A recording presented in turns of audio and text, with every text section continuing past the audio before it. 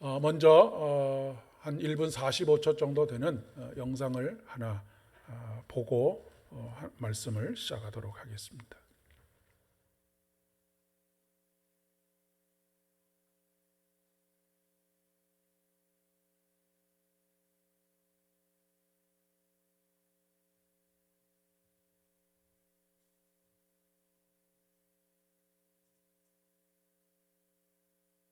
공을 몇 번 패스하는지를 맞춰보세요.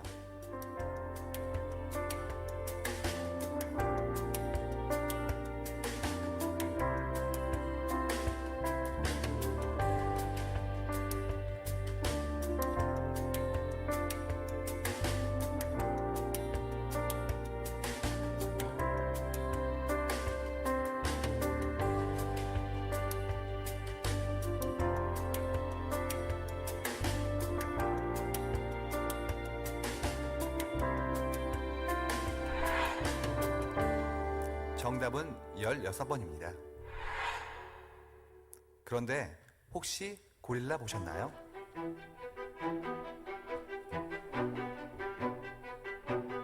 하버드 심리학과에서 만든 이 실험 영상을 본 사람 가운데 지금까지 절반이 고릴라를 보지 못했습니다.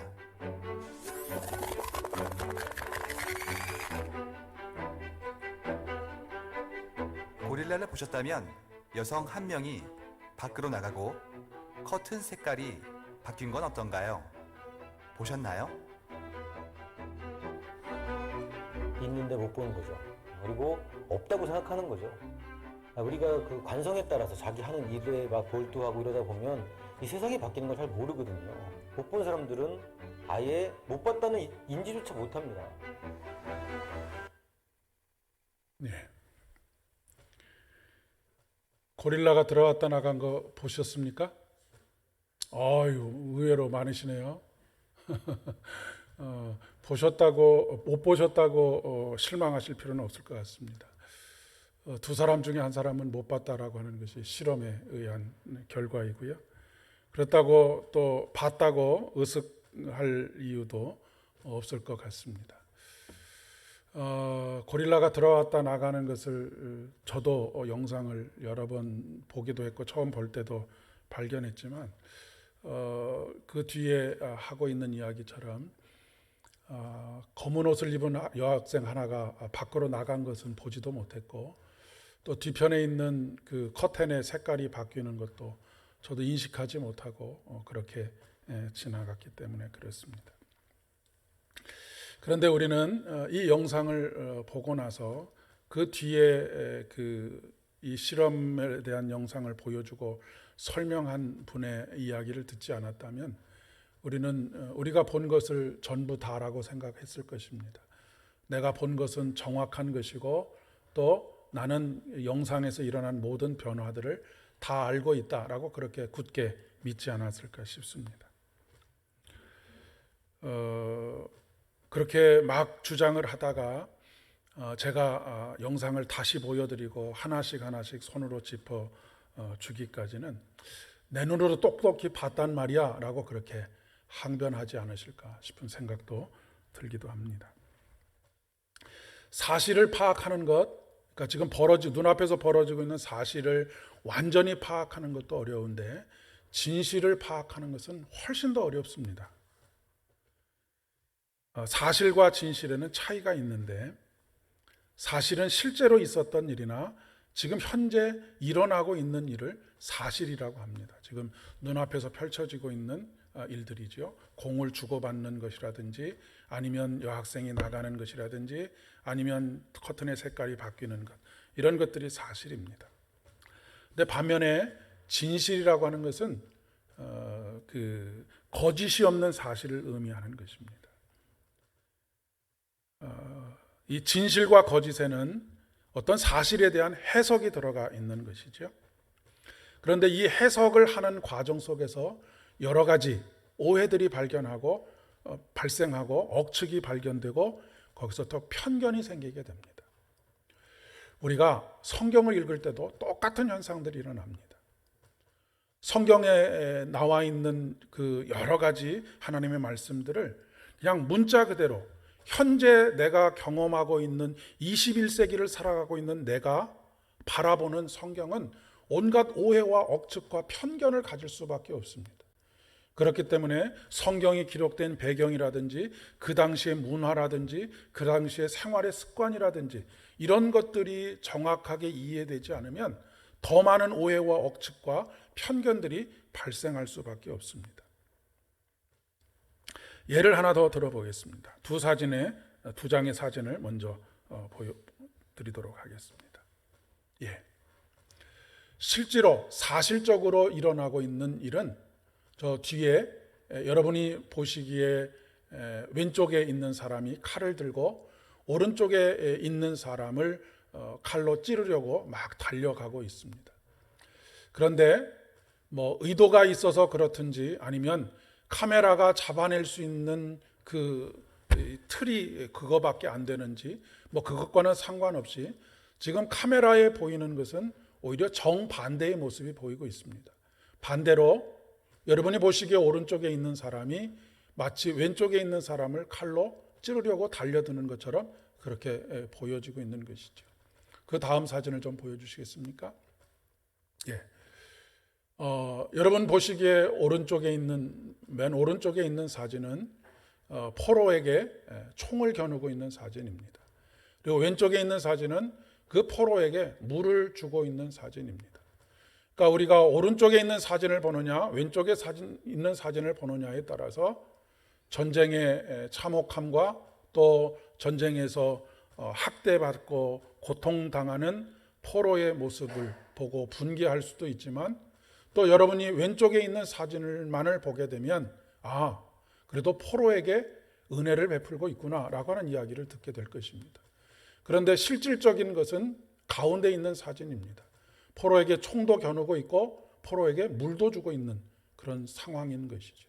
그러니까 무엇을 보여주느냐에 따라서 보여주는 사람이 무엇을 보여주느냐에 따라서 우리의 판단이 흐려질 수 있다라고 하는 것을 이야기하고 있는 것이고 무엇을 말하는 사람이 무엇을 말하느냐에 따라서 우리의 판단이 흐려질 수 있고 오해와 편견과 억측 가운데 있을 수 있다라고 하는 것입니다. 그런데 많은 경우에 사람들은 자기가 보여주고 싶은 것은 많이 보여주고 보여주고 싶지 않은 것은 감추는 그런 경향들이 있습니다. 오늘 창세기의 모습에서도 그렇지 않습니까? 아담과 하와를 하나님께서 부르셨을 때 자기를 감추고 싶은 것을 감추려고 하는 숨어버리고자 하는 인간의 본능을 가지고 있는 아담과 하와가 보여지고 있기 때문에 그렇습니다. 이것을 보통 미디어에서는 악마의 편집이라고 그렇게 이야기를 합니다.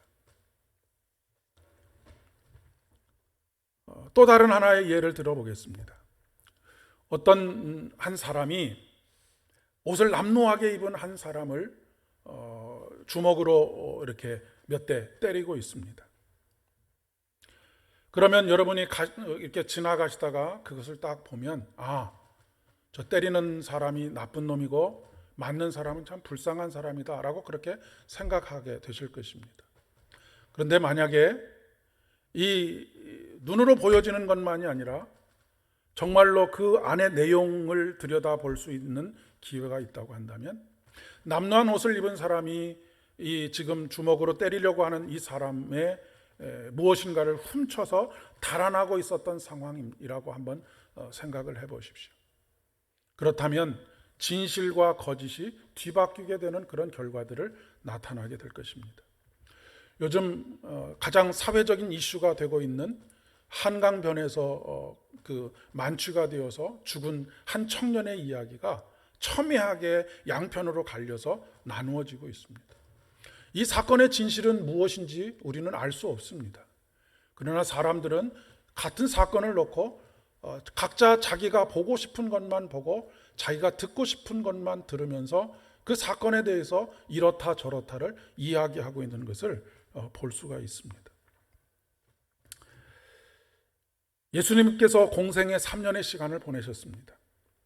예수님께서 짧은 공생의 3년을 보내시면서 그의 사역 가운데서 가장 힘들고 어려운 일이 무엇이었을까? 여러분은 무엇이었으리라 생각하십니까? 쉴 틈도 없이, 잠을 청할 틈도 없이, 밥을 먹을 틈도 없이 몰려들어서 말씀을 들려달라고 하는 사람들의 그 요청 때문에 힘들었겠습니까? 아니면 병을 고쳐달라고 수도 없이 병자들을 데리고 오는 그 일로 인해서 힘들었겠습니까? 물론 몸은 참 힘들었을지도 모르겠습니다. 잠이 늘 부족했을 것이고 늘 배고픈 가운데, 그리고 기도할 시간조차도 얻지 못하면서 그렇게 시간을 보내셨을 수도 있겠습니다. 그러나 예수님께서는 그것이 오히려 그분의 기쁨이 되지 않으셨을까 싶습니다. 예수님을 정작 힘들고 어렵게 만든 것은 무엇이냐면, 그를 그의 주변에 있었던 사람들의 오해와 억측과 그리고 편견들이 아니었을까 싶습니다. 오늘 마가복음 본문에 보면 예수님의 친족들, 어떻게 보면 가장 가깝게 예수님을 만났고 함께 먹고 마시고 교제했던 사람들입니다. 그런데 이 친족들이 예수님을 한마디로 단정하고 있습니다. 뭐라고 단정하고 있냐면, 저놈은 미쳤다라고 그렇게 단정을 하고 있습니다. 아마 이것이 그동안 그들이 삶을 살아오면서 경험했던 일 중에 하나였을지도 모르겠습니다. 정말로 귀신이 들린 사람을 본 적이 있었을 것이기 때문에 그렇습니다. 그리고 그 자기가 경험했던 사고의 틀 안에서 예수님을 판단하고 있는 것이죠.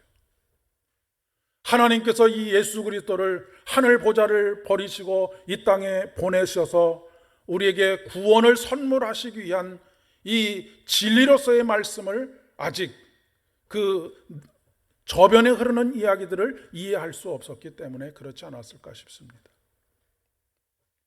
예수님의 제자들도 마찬가지입니다. 예수님의 제자들도 3년이나 동고동락하면서 가장 지근거리에서 예수님의 말씀을 듣고, 그리고 또한 일반 군중들이 듣고 이해하지 못하는 것들도 12명의 제자들이 따로 모여 있을 때 예수님께서 그 진리의 말씀들을 풀어서 설명해 주는 일들도 수도 없이 많이 있었는데, 그들은 십자가의 길을 이해할 수도 없었고 하나님의 나라에 대해서도 수많은 오해와 억측과 편견을 가지고 그렇게 예수님을 따르고, 그 결과 어떤 사람은 예수님을 배반하고, 어떤 사람은 나는 예수를 모른다라고 그렇게 저주하기까지도 하는 그런 일들이 벌어지고 있었습니다. 사실 우리가 신앙생활을 하면서 교회 안에서 신앙생활을 하면서 어려운 일들이 무엇입니까? 일이 너무 많아서 어렵고 내가 신앙생활을 그만해야 되겠다라고 생각하시는 분들은 그렇게 많지 않으실 것입니다. 거의 대부분 인간관계 속에서 오는 오해와 억측과 편견으로 인한 아픔과 고통들 때문입니다. 우리들은 사람에 대해서, 아니면 어떤 사물에 대해서, 아니면 어떤 일에 대해서 이런 태도를 너무나 자주 비일비재하게 가지고 있을 때가 많다라고 하는 것입니다. 어떤 선입견을 가지고 누군가를 낙인을 찍는 것이죠. 저놈은 미친놈, 저놈은 나쁜 놈, 저 사람은 어떤 사람, 이런 우리만의 어떤 틀을 가지고 있다라고 하는 것이죠. 그래서 그 사람이 아무리 옳은 일을 하고 올바른 일을 해도 내가 지금 그동안 가지고 있었던 생각에서 그것을 곡해하는 경우들이 굉장히 많습니다. 저놈은 그런 일을 할 놈이 아니야. 저놈은 그런 선한 일을 할 놈이 아니야. 라고 그렇게 아예 낙인을 찍는 것입니다. 물론 그 모습이 그 사람의 일부 모습일 수 있습니다. 하지만 그 모습이 그 사람의 전부는 아닙니다. 제인 오스틴이라고 하는 분이 쓴 오만과 편견이라고 하는 소설이 있습니다. 그 책에서 그는 인간의 이런 모습을 아주 신랄하게 비판하고 있는데, 그 소설에 나오는 대사 중에 하나가 이것입니다. 편견은 내가 다른 사람을 사랑하지 못하게 하고, 오만은 다른 사람이 나를 사랑할 수 없도록 만든다. 편견이라고 하는 것, 오해라고 하는 것, 억측이라고 하는 것은 내가 다른 사람을 사랑할 수 없도록 만들고, 오만한 생각을 가지고 있는 것은 다른 사람이 나를 사랑하지 못하도록 만드는 것이다 라고 그렇게 이야기하고 있습니다. 그러면서 오만은 마음의 귀를 멀게 하고 편견은 마음의 눈을 멀게 한다라고 하는 이야기를 합니다. 신앙생활을 하면서 가장 나쁜 신앙의 태도가 바로 오만과 편견에 사로잡히는 것입니다. 사람에 대해서 오만과 편견에 사로잡히는 것이고, 하나님의 말씀에 대해서 오만과 편견에 사로잡히는 것이고, 그리고 하나님에 대해서 오만과 편견에 사로잡히는 것입니다. 오만한 것은 무엇이겠습니까? 나는 다 알고 있다라고 생각하는 것입니다. 나는 그 사실에 대해서 다 알고 있다라고 생각하는 것입니다. 그러나 여러분, 이 세상에 다 알고 있는 사람이 어디 있습니까? 그렇기 때문에 항상 조심해야 되는 것이죠. 내가 생각하고 경험한 세계보다 훨씬 더 큰 세계가 항상 존재합니다. 우리가 대한민국을 다 알고 있다고 하더라도 여러분, 대한민국을 벗어나게 되면 또 다른 수많은 문화적인 차이들이 있습니다. 대한민국에서는 용납되는 것이 외국에 나가면 전혀 용납되지 않는 일들도 수도 없이 많이 있습니다.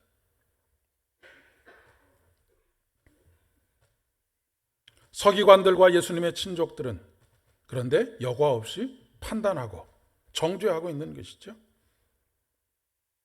앞서서 말씀드렸듯이 눈에 보이는 것이 전부가 아닙니다. 보는 것이 진실이 아닐 수도 있다라고 하는 것입니다. 그렇기 때문에 신앙생활의 자세는 항상 눈에 보이는 것이 베레아 교회의 성도들처럼 그 말씀이 그러한가 하여서 깊이 묵상하는 과정들이 필요합니다. 그것은 다른 말로 표현하면 진리를 향한 탐구가 끊임없이 계속되어야 된다라고 하는 것을 이야기하는 것입니다.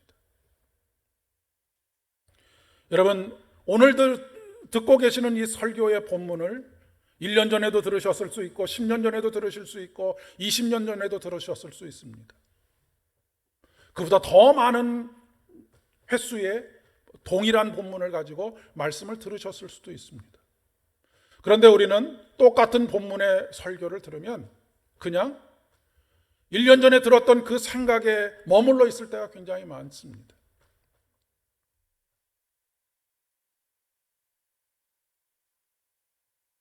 사도 바울은 고린도 후서 4장 13절 바로 직전에 있는 8절로부터 9절까지 있는 말씀에서 자기가 얼마나 힘든 인생의 여정들을 살아왔는지, 그리고 지금 어떤 처지와 형편에 놓여져 있는지를 이야기하고 있습니다. 사방으로 우겨쌈을 당하고 답답한 일을 당하며 박해를 받고 거꾸로 트림을 당한 경험들에 대한 이야기입니다. 그 구체적인 이야기는 줄이고 목마르고 헐벗고 메마르고 또 정처가 없는 삶을 살았다고 합니다.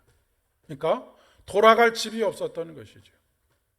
정처 없는 발걸음으로 매일매일 그 나그네 길을 걷고 있었다라고 하는 그런 이야기입니다. 수고하여 친히 손으로 일을 하며 모욕을 당하며 비방을 받아서 세상의 모든 더러운 것과 만물의 찌꺼기와 같은 신세가 되었다. 그러니까 요즘 말로 표현하면 내 인생은 너덜너덜한 인생이 되었다라고 하는 그런 이야기입니다. 만물의 찌꺼기와 같이 되었다. 사람들이 보기에 저 사람은 더 이상 일어날 소망이 없는 사람이다. 만신창이가 된 인생처럼 그렇게 보이는 삶이라고 하는 것을 이야기하고 있습니다. 그런데 그럼에도 불구하고 그는 낙심하지 아니하며 박해를 받아도 버림받지 아니하며 거꾸로 트림을 당하여도 망하지 않았다라고 그렇게 고백하고 있습니다.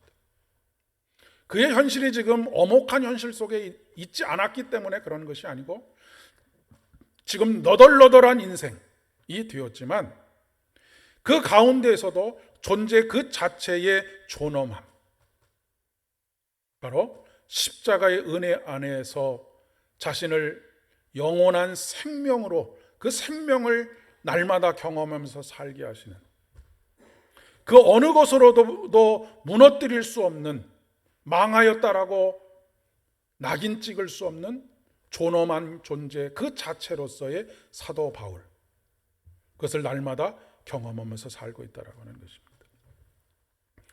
그래서 그는 이렇게 고백하고 있는 것이죠. 우리의 겉사람은 낡아지나 우리의 속사람은 날마다 새롭게 된다. 우리의 속사람이 날마다 새롭게 된다라고 하는 것은 점진적으로 조금씩 나아진다라고 하는 의미도 있지만, 그런 의미보다도 더 근본적인 의미는 속사람이 날마다 새로워진다라고 하는 것은 매일매일 우리에게 생명이 되시는, 소망이 되시는 주님을 경험하면서 산다라고 하는 그런 이야기입니다. 그러면 그 힘은 어디서부터 오는 것일까요? 오늘 본문 17절과 18절의 말씀입니다. 우리가 잠시 받는 환난에 경한 것이 지극히 크고 영원한 영광에 중한 것을 우리에게 이루게 하려 함이, 우리가 주목하는 것은 보이는 것이 아니요 보이지 않는 것이니 보이는 것은 잠깐이요 보이지 않는 것은 영원합니다 라고 말씀하고 있습니다. 우리의 눈에 보이는 것은 경한 것, 가벼운 것, 가치가 없는 것이고, 보이지 않는 그것은 중한 것, 무거운 것, 가치가 있는 것을 의미하는 것이고요. 우리에게 보이는 것은 잠깐이지만 우리에게 보이지 않는 것은 영원한 것이다. 그러니까 지금 사도 바울은 보이는 세계를 옆으로 다 밀어놓고 보이지 않는 세계만을 살아가고 있는 사람이 아니고, 정확하게 현실에 보이는 것들이 어떤 것인지를 파악하고 있습니다.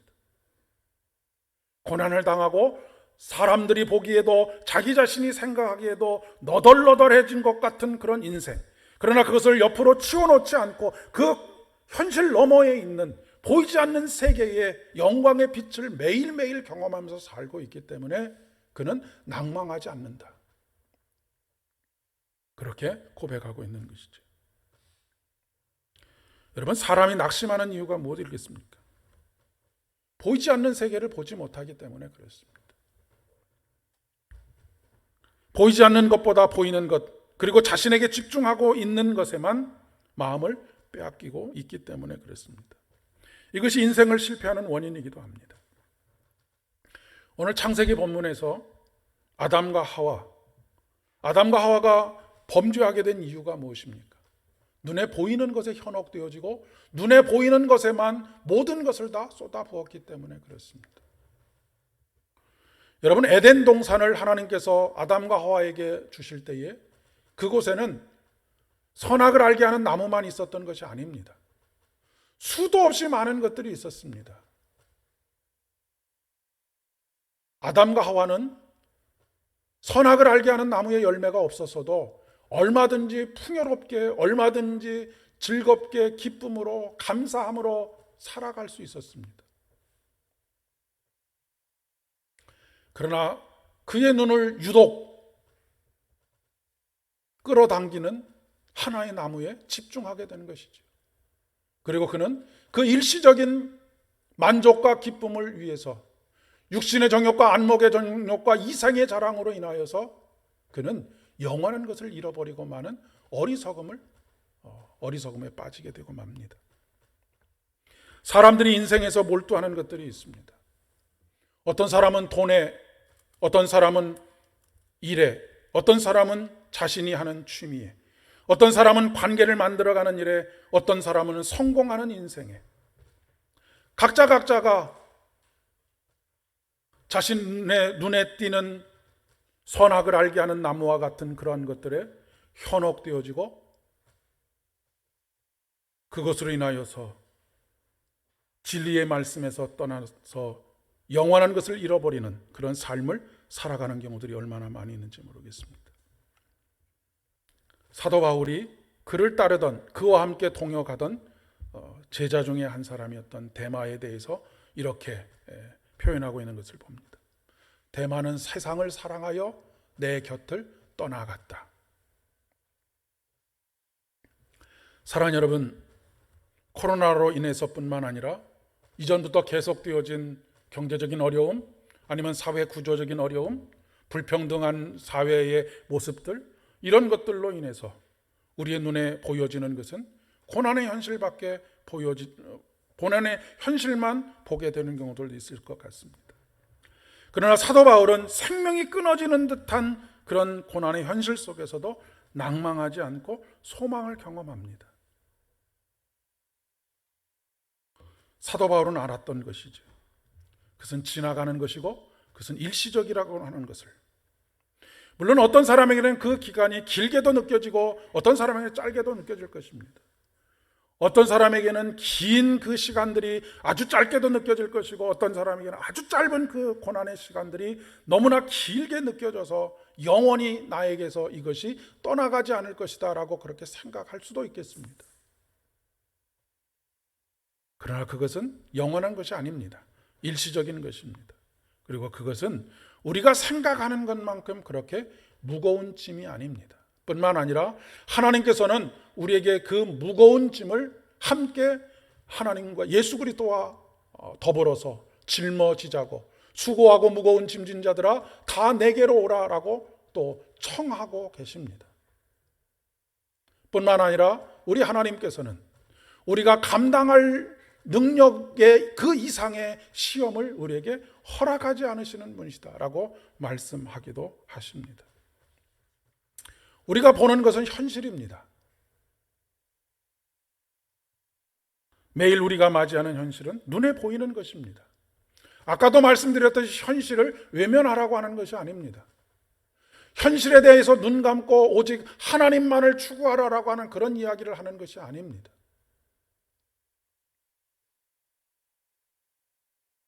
우리가 맞이하는 일상이 굉장히 중요하기 때문에 그렇습니다. 그러나 잊지 말아야 할 것은 내가 눈으로 보고 있는 그것이 전부가 아니라고 하는 사실입니다. 현실을 직시해야지만 현실 너머에 있는 세계를 볼 수가 있습니다. 이 세상 자체가 이미 약속된 하나님의 말씀,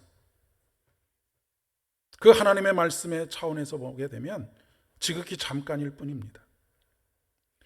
우리가 100세 시대를 맞이해서 100년의 인생을 산다고 하지만 이 100년이라고 하는 시간이 여러분 뒤돌아보니 화살과 같이 빨리 지나갔다라고 그렇게 고백할 수밖에 없는 것이 인생입니다. 그런데 그 잠깐의 것, 일시적인 것, 그렇게 크게 가치를 논할 수 없는 그것에 몰두해서 온통 마음을 다 빼앗겨서 거기에 모든 삶을 올인하면서 사시겠습니까? 그것은 안 될 말일 것입니다. 우리가 주목해야 할 것은 보이는 것이 아니라 보이지 않는 것입니다. 잠깐 있는 것들이 아니라 영원히 있는 것이어야 합니다. 고린도후서 6장 10절의 말씀에 사도 바울은 이렇게 이야기합니다. 근심하는 자 같으나 항상 기뻐하고 가난한 자 같으나 많은 사람을 부유하게 하고 아무것도 없는 자 같으나 모든 것을 가진 자로다. 이것은 사도 바울이 스스로 자기를 위로하기 위해서 위안을 얻기 위해서 말장난을 하고 있는 것이 아닙니다. 사람들이 보기에는 근심으로 가득 차 있을 것 같은 사도 바울, 하지만 항상 그는 기쁨이 가득해 있었습니다. 가난한 자 같으나 사실 사도 바울이 가지고 있는 것이 뭐가 있습니까? 그에게는 가족조차도 없었습니다. 그러나 아무것도 가진 것이 없는 그가 많은 사람들을 부유하게 만들고 있었다고 하는 것이고요. 모든 것을 다 가진 사람으로서의 삶을 살고 있었다고 하는 것입니다. 사랑하는 여러분, 세상의 모든 것을 다 얻어도 예수를 잃으면 모든 것을 다 잃는 것입니다. 그러나 세상의 모든 것을 다 잃어도 아무것도 가지지 못한 사람이 되어도 예수를 얻으면 우리는 모든 것을 다 얻은 사람입니다. 왜냐하면 오직 예수 안에만 소망이 있고 오직 예수만이 우리의 모든 것이기 때문에 그렇습니다. 이번 한 주간도 눈에 보이는 여러 가지들이 우리들을 불안하게 하고 우리를 두려움에 떨게 하기도 하고 우리를 낙심하게도 하고 우리를 절망하게도 만들 것입니다. 더 이상은 소망이 없다라고 생각하게 만들 것이고 사도 바울이 처했던 상황처럼 살 소망이 끊어져 오는 것과 같은 그런 상황이 있게 될지도 모르겠습니다. 그러나 눈에 보이는 그것만으로 판단하고 낙심하거나 혹은 기뻐하지 마시길 바랍니다. 우리의 모든 것은 예수 안에 있습니다. 이번 한 주간도 오직 예수님만으로 충만한 하루, 그리고 우리의 현실, 우리의 사실 너머의 소망의 빛으로 날마다 경험되어지는 그 생명을 이번 한 주간도 온전히 경험하면서 살아가시는 저와 여러분 되실 수 있기를 진심으로 축복합니다. 기도하겠습니다. 하나님 아버지, 우리는 우리의 눈에 보이는 것으로 만족하기를 원하고 거기에 모든 삶을 몰두하는 경우들이 참 많이 있습니다. 그러니 아담과 하와에게 선악을 알게 하는 나무 이외에도 수많은 것들을 주고 그것들로 인해서 충분히 기뻐하고 감격하며 누리는 삶을 살 수 있었음에도 불구하고 그 한 가지를 얻지 못해서 좌절하고 절망하며 그 한 가지를 얻었다고 자만하고 오만한 삶을 살아가는 어리석음이 우리 안에 있음을 고백합니다.